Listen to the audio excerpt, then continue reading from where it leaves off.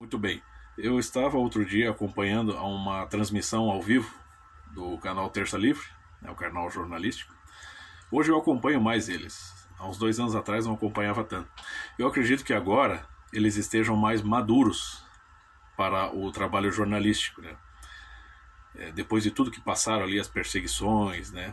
E todo o desenrolar aí do governo Jair Bolsonaro, né, com todos os problemas que surgiram aí, toda essa tensão que foi criada a partir do governo Jair Bolsonaro, né, uma nova tensão no pós-PT ali, eu acredito que eles cresceram muito, né, amadureceram bastante, e hoje fazem um trabalho muito mais confiável, né. Não estou querendo bancar o superior, obviamente, aqui, né, o que é o meu canal perto do Terça Livre, não é nada, e eu também tenho muito que amadurecer.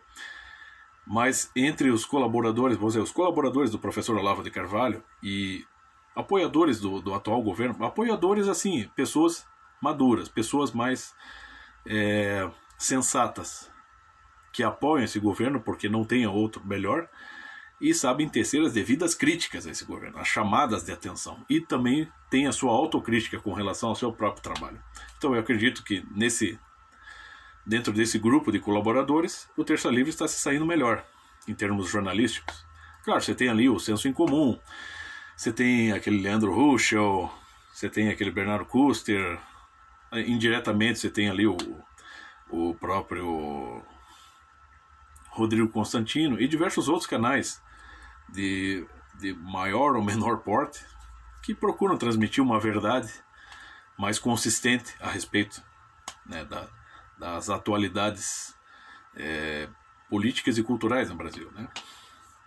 Então, outro dia, numa das transmissões ao vivo, né, do Terça Livre, acho que o Alan dos Santos, ele decidiu evocar ali uma entrevista de John Lennon, né, acho que é a última entrevista dele, na qual ele tece sérias críticas, não só à cultura marxista, ao movimento socialista, como sérias críticas às celebridades ali, os popstars dos anos 60 e 70, né, a hipocrisia, né, dessas celebridades e do meio onde vivem, né, sempre assim querendo bancar os arautos para o bem da humanidade e, no fim das contas, a humanidade continua uma porcaria, eles não contribuem em nada, né, continuam recebendo o seu quinhão, ganhando fama, ganhando dinheiro, né? Mas, de fato, efetivamente não fazem nada. E o John Lennon caindo em si, nessa situação, tece não só crítica a toda essa situação, como crítica a ele mesmo. Nós fomos enganados, né? Mais ou menos ele deixa claro que é um idiota útil, né? Então, e essa questão é bastante importante, né? Vamos dizer assim, que uma celebridade faça essas observações, né? Não só importante como saudável, né, espiritualmente. E isso considerando o histórico do John Lennon, né, na carreira dele, porque enquanto ele estava mergulhado nesse universo, ele escreveu e lançou várias canções de protesto, né?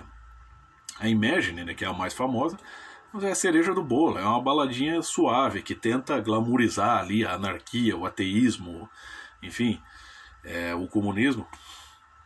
Mas existem outras canções dele que tem, você pega Working Class Hero, que é uma propaganda explícita, né?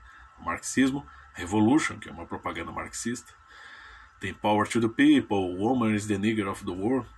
Eu não estou com o álbum aqui agora, mas tem um dos álbuns que ele lançou no início dos anos 70, Sometimes in New York. O encarte, o layout do álbum é como se fosse um jornal, é que ele quis explicitar, né, todo o protesto dele. Então ali você vê todo o espírito, né, o quanto ele estava mergulhado nesse universo marxista, né, socialista, e traduz um pouco o espírito da época. Que já no início dos anos 70, no pós-Beatles ali, o John Lennon já estava marcando presença em diversos movimentos sociais, assim, ganhando a sua fama e também ajudando a difundir aquela desgraça toda. Tem fotos dele ali no início dos anos 70, ao lado dos Panteras Negras e fazendo o punho cerrado, né? Então, já no final dos anos 70, ele, né, vamos dizer assim, percebendo, né, caindo em si, se dando conta de toda essa ilusão, tece todo esse comentário crítico. Já há algum tempo ele vinha fazendo isso. o Alan levantou a hipótese que talvez ele até tenha sido assassinado por conta disso. Aquela questão do justiçamento da esquerda, né? Pode ser, tudo é possível, né? Que o fã, talvez, aquele fã, suposto fã, tenha sido motivado por isso. Mas, então, dado que essa entrevista, que essa declaração dele ele expressou isso poucas horas antes de ser assassinado, provavelmente não foi por causa dessa entrevista que ele sofreu a violência. Ele já vinha dando mostras de conversão, vamos dizer, a valores mais conservadores há algum tempo. As últimas músicas que ele gravou já deixam claro isso, falando do filho, da esposa, da vida em família, né? O professor Olavo, no tempo que ele ainda estava transmitindo o talk show, ele indica uma bibliografia que é de um escritor que chama Steve Turner, que é um cara que escreveu bastante sobre os Beatles. Tem lá, acho que é Gospel According to the Beatles. Então, e segundo o professor Olavo, nesse livro, com informações bastante atualizadas da viúva, né, Yoko Ono, sim, John Lennon estava em profundo processo de conversão ao cristianismo, frequentando a igreja, lendo a Bíblia, assistindo pregações, vamos dizer, era fã de Ronald Reagan, enfim, ele estava se tornando o que se chama de close conservativo.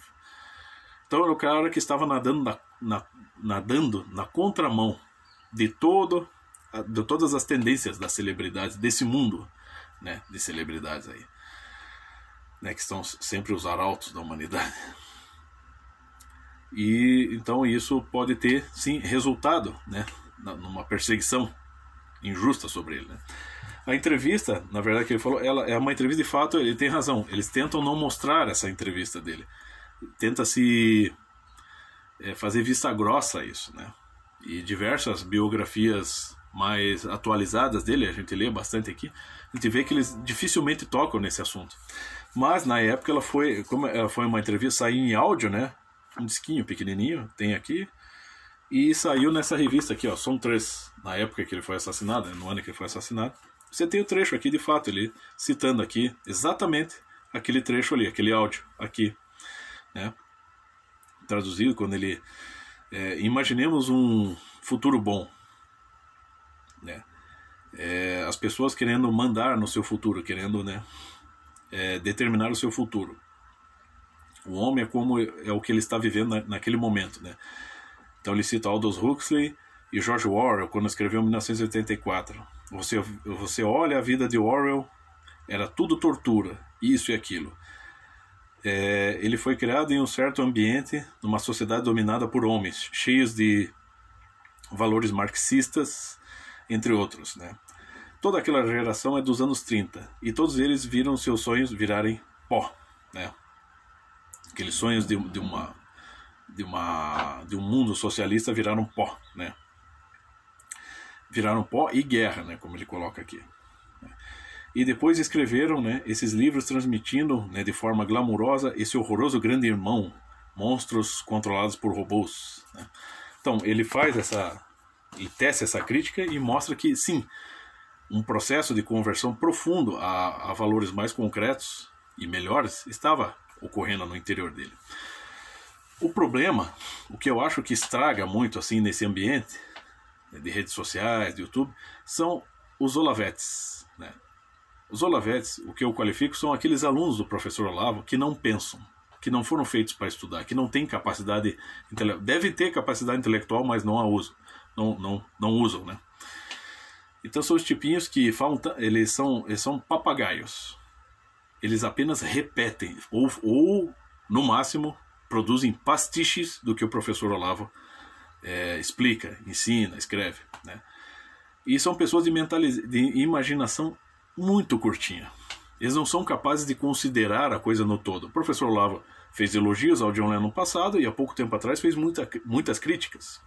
Recentemente saiu aí o documentário do Brasil Paralelo sobre a primeira arte, né, a música.